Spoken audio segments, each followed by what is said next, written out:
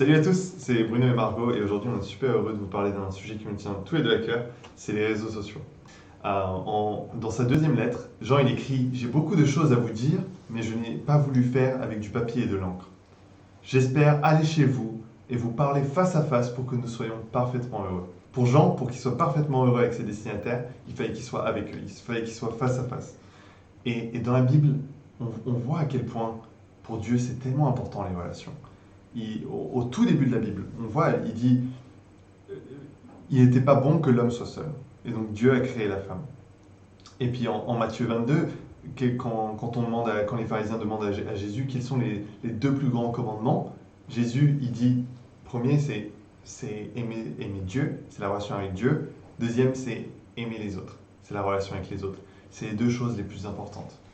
Et donc, les relations, c'est quelque chose qui sont vraiment au centre de qui on est. On est des êtres relationnels. Et malheureusement, je pense qu'il y a aujourd'hui, dans ces ces dernières années, la technologie et les réseaux sociaux ont été quelque chose qui malheureusement sont un obstacle à avoir des vraies relations. Il faut savoir que les entreprises comme Facebook, comme Google, toutes ces grandes entreprises et puis les réseaux sociaux, Snapchat, Instagram, ils sont gratuits. Leur but, eux, ça reste de faire de l'argent. Leur business model, c'est de nous avoir le plus possible sur leur plateforme, qu'on puisse rester le plus longtemps possible. Et c'est quoi leur technique pour faire ça? C'est d'agir sur notre psychologie, de nous recommander les choses qui vont nous faire rester le plus longtemps, de scroller le plus longtemps sur le mur, de montrer les notifications qui vont attirer notre attention. Et, euh, et il y a des milliards d'euros en jeu. Pour eux, ils ont beaucoup à perdre si on ne fait pas ce qu'ils veulent. Et donc, ils emploient des centaines et des centaines d'ingénieurs. Ils dépensent des millions d'euros pour qu'on reste le plus longtemps possible sur leur plateforme. Maintenant, nous, si on est passif, si on utilise les réseaux sociaux de manière passive, on ne peut pas gagner contre eux. Donc, on a besoin d'agir de manière active. On a besoin d'utiliser nos téléphones de manière intentionnelle. Ok, Margot, qu'est-ce que tu vois comme danger dans l'utilisation des réseaux sociaux et du téléphone? Comme tu dis, le but des réseaux sociaux, c'est qu'ils aient une emprise sur nous la plus grande possible. Et donc, comme tu dis, ils investissent beaucoup d'argent là-dedans. Et donc, si on ne fait pas attention, ils peuvent avoir vraiment une emprise énorme. Et donc, ça devient de plus en plus difficile de parler face à face parce qu'on parle de plus en plus écran à écran. Et donc, ça change vraiment notre manière de penser nos relations parce qu'on n'a plus autant de conversations complètes, mais on parle à travers des photos postées, à travers des tweets, des trucs, des snaps. Voilà, ça change complètement le modèle de nos relations. Et donc, ça peut être très facile que notre priorité change de les relations et ensuite les technologies et c'est ce qu'on veut avoir. On veut que nos relations soient en priorité par rapport aux technologies. Et donc, puisque les réseaux sociaux ont une telle emprise sur nous, il faut vraiment réfléchir à comment est-ce qu'on peut avoir ces priorités-là et pas mettre nos technologies, nos applications, les réseaux sociaux en priorité sur nos relations. Et donc, on peut penser, voilà, les réseaux sociaux, c'est pour notre vie sociale. Et on peut penser que nos réseaux sociaux ont pour but de développer nos relations, en fait. Et en fait, on voit que ça peut être vraiment complètement l'inverse et que par l'utilisation de nos réseaux sociaux, on peut plutôt se couper de nos relations extérieures. Hmm. En tant que disciple de Jésus, toutes nos actions enfin, en tant qu'humain, toutes nos actions nous changent. On peut réfléchir est-ce que c'est bien ou est-ce que c'est pas bien, mais je crois en tant que disciple de Jésus, on ne va pas juste réfléchir à est-ce que c'est bien, est-ce que c'est éthique ou est-ce que c'est pas bien, mais on veut vraiment se demander comment ce que je suis en train de faire change ma personne. Comment ça me rapproche de Jésus ou ça m'éloigne de Jésus. Et donc je veux vous encourager à vous poser la question. Vous utilisez les réseaux sociaux aujourd'hui, pourquoi vous le faites? Qu'est-ce que ça vous apporte dans votre vie? Mais aussi, soyez honnête avec vous-même et qu'est-ce que ça vous enlève dans votre vie? Et moi, j'ai dû me poser cette question. Je me la suis posée il y a quelques années et je voyais que ça m'apportait vraiment pas grand-chose. En fait, on trouve beaucoup d'excuses. Pour moi, c'était ça me permet de rester en contact, ça me permet de savoir ce que, ce que mes amis font et de rester à jour par rapport à leur vie. Et, mais je me suis rendu compte que ça me rapprochait pas d'eux pour autant. J'avais pas une meilleure relation avec eux pour autant. Les vraies relations, je les faisais au téléphone, je les faisais face à face avec des vraies conversations. Et par contre, ça retirait beaucoup de choses dans ma vie. Les réseaux sociaux, ça me prenait du temps. Je trouvais ma valeur dans comment les gens apprécient mes posts, mes photos. Et donc, je me suis rendu compte que j'avais pas besoin. Et j'ai enlevé les réseaux sociaux de ma vie d'un coup. Et honnêtement, c'était pas grand chose. J'ai juste supprimé mes comptes. Et je peux vous dire que c'était une des meilleures décisions. Ça a changé comment je vis ma vie aujourd'hui. Et Maru, peut-être tu veux parler de ça aussi. En fait, je me rends compte que ça a changé pas mal de choses, même par rapport à notre relation, mais c'était assez drôle. Même quand on s'est fiancés, on l'a pas posté sur les réseaux sociaux et les gens qui ils l'ont appris parce qu'on leur a envoyé un message personnel. On a eu une conversation avec eux par rapport à ça, on leur a appris la nouvelle, mais nous, on l'a pas posté nous-mêmes. Et du coup, c'était pas un problème quand même. C'était juste pas un problème. Et en fait, il y a un des problèmes que posent nos téléphones et les réseaux sociaux que j'aimerais parler avec vous, c'est que on pense être en contrôle, on pense être en contrôle de notre téléphone par exemple, mais la vérité c'est que aujourd'hui, n'importe qui peut demander notre attention au moment où il veut. Il peut nous envoyer un message, on va recevoir une notification, on va sentir, et on peut se dire qu'on est en contrôle, je regarde la notification ou pas, je sais pas, vous, moi j'y arrive pas. Je ressens une notification, j'ai envie de prendre mon portable, j'ai envie de regarder. Et ça, c'est un problème. Quand on est plus souverain de comment on utilise notre portable, ça enlève notre temps. Et ça, c'est du temps qu'on peut utiliser pour approfondir des vraies relations. Il y a 1 an et demi, j'ai décidé de retirer toutes les notifications de mes applications, et notamment WhatsApp en fait, et mes mails et différentes applications.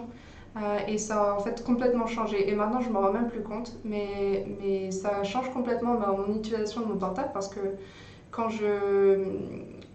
quand je prends mon portable, c'est pas parce que j'ai reçu une notification, c'est peut-être pour vérifier que j'ai pas eu de message, mais en tout cas, mon esprit n'est pas constamment arrivé vers mon portable ou dès que j'ai un message qui arrive en fait.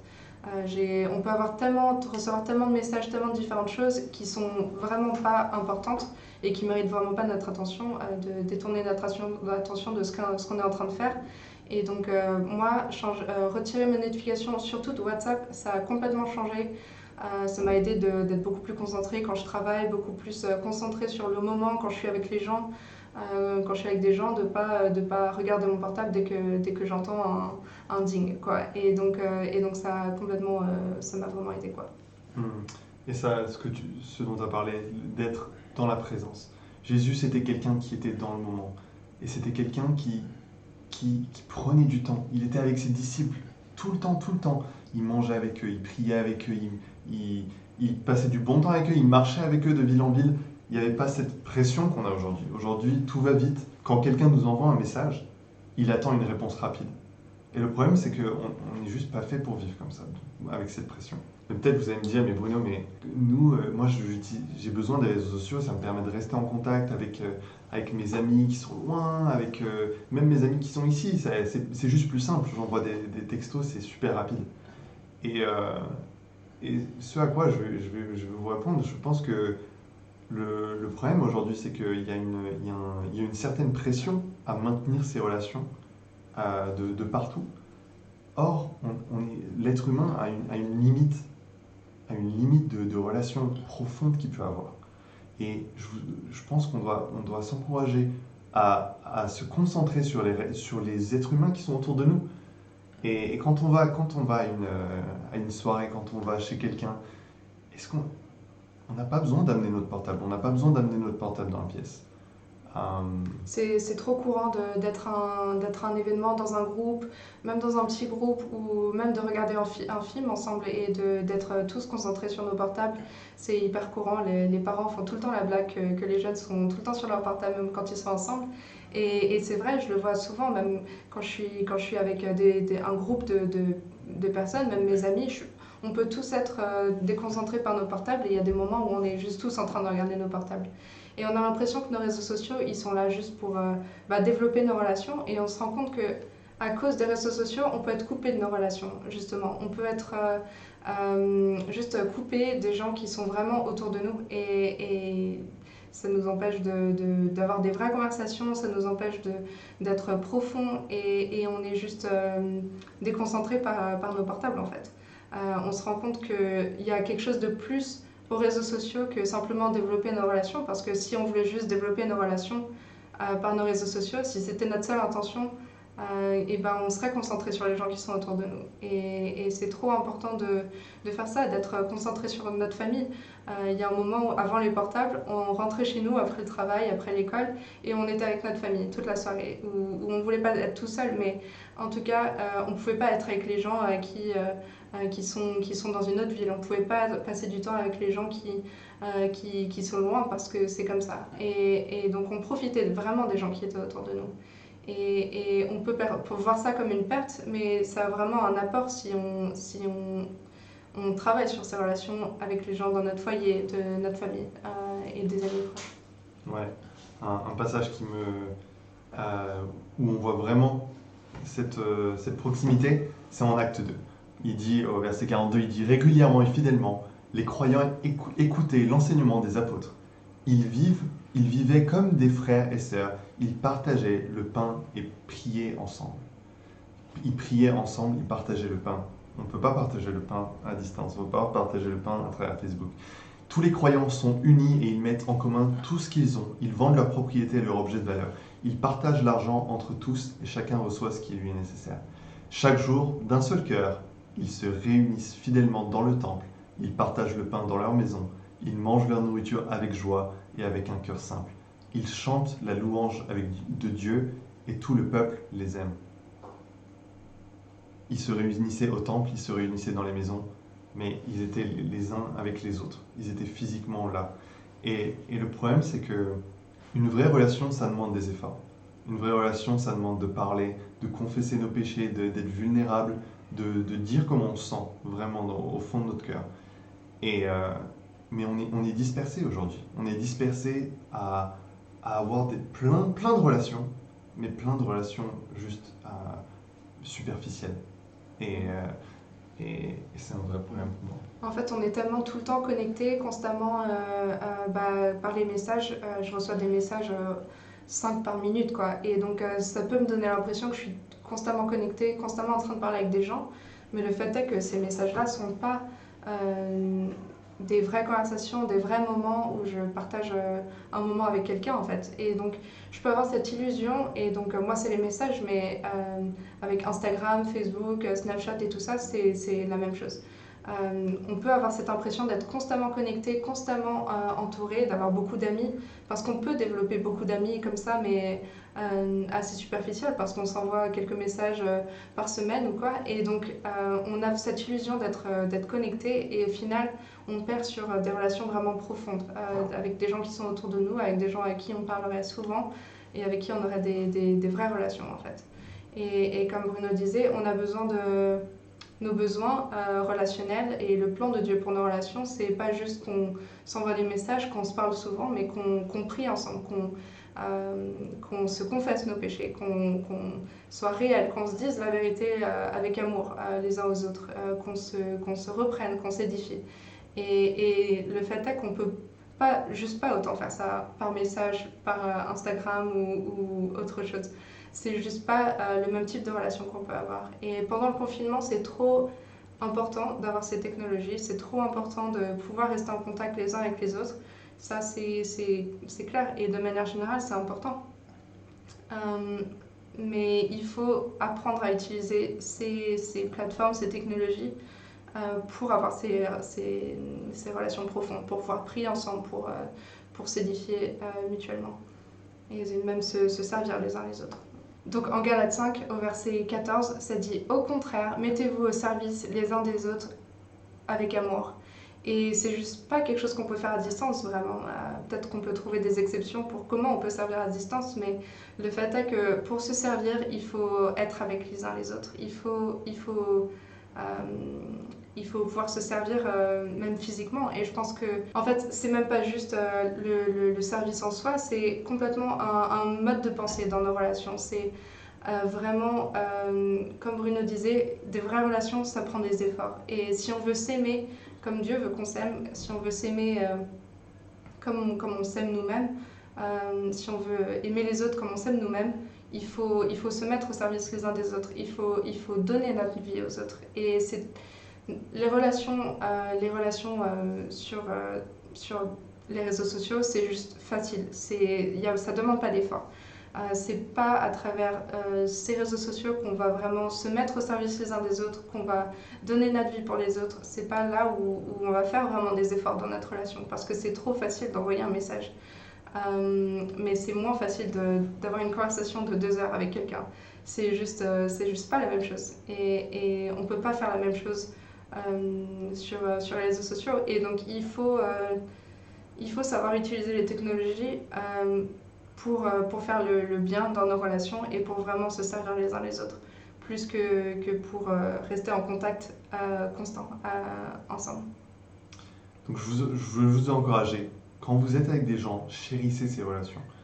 Chérissez pas votre portable, chérissez le moment que vous avez avec des gens. Si vous êtes en coloc, chérissez les êtres humains, les vraies personnes qui sont autour de vous. Quand vous êtes chez quelqu'un, moi j'ai décidé, maintenant quand j'arrive chez quelqu'un, j'enlève mes chaussures, je laisse mon portable à côté de mes chaussures, je ne sais pas où exactement, mais à côté de mes chaussures, je ne vais pas l'amener dans la pièce où je serai avec des gens. Pourquoi j'aurais besoin de mon portable avec des gens ? On a besoin de chérir nos relations et sont précieuses. Deuxième chose que je veux vraiment vous encourager, réfléchissez. Pourquoi vous utilisez les réseaux sociaux ? Qu'est-ce que ça apporte dans votre vie ? Qu'est-ce que ça vous enlève dans votre vie ? Et je peux vous dire, des fois on peut penser que c'est quelque chose de absolument normal. Les réseaux sociaux, aujourd'hui, c'est quelque chose presque d'indispensable. C'est incontournable, mais c'est pas du tout le cas. Ça ne demande pas grand-chose de s'en débarrasser, et je pense vraiment que je peux juste vous encourager à faire ça. En tout cas, on vous aime. On est vraiment content de vous parler de ce sujet. Et c'était le premier d'une série de 4 leçons. Et donc restez tuned. Si vous avez des questions, n'hésitez pas à les poser dans les commentaires et puis on essaie de les lire, ou bien envoyez-nous un mail, ou je sais pas. Mais en tout cas, vous ne pourrez pas nous parler sur Facebook. Ça, c'est sûr. Donc voilà. Est-ce qu'on a tout dit ou pas ? Tu veux dire quelque chose ? Je sais pas, on peut regarder dans les notes. On peut regarder dans les notes si on a tout dit.